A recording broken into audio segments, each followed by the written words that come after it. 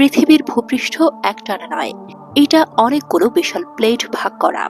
এই প্লেটগুলো সবসময় নড়ে সরে বা ঠেলে একে অপরের সাথে ধাক্কা খায়।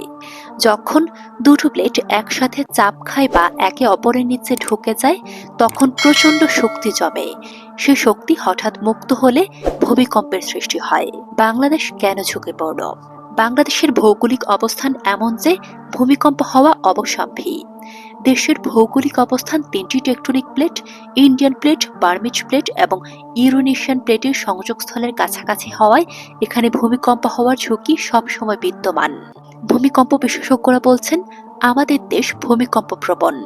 ঐতিহাসিকভাবে এই অঞ্চলে একাধিক বড় ভূমিকম্প হয়েছে, যা প্রমাণ করে এটি ভূমিকম্পের ঝুঁকিপূর্ণ এলাকা। যে কোনো সময় বাংলাদেশে আরো বড় ভূমিকম্প হতে পারে।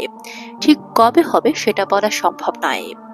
ভূমিকম্পের স্থায়িত্ব সাধারণত কয়েক সেকেন্ড হয়ে থাকে, কিন্তু এই কয়েক সেকেন্ডের মধ্যে হয়ে যেতে পারে ব্যাপক ধ্বংসযজ্ঞ।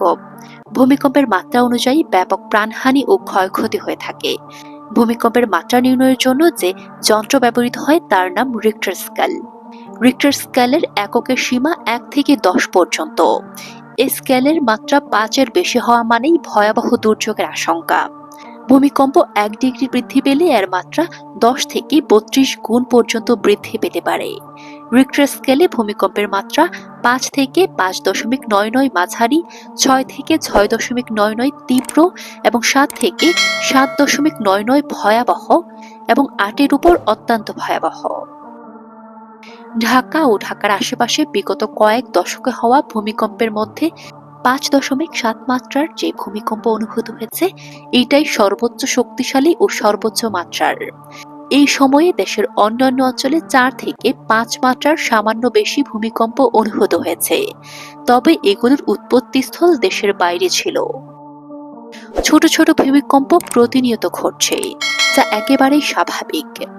পৃথিবীতে প্রতিদিন গড়ে অন্তত 50টি ছোট মাত্রার ভূমিকম্প ঘটে।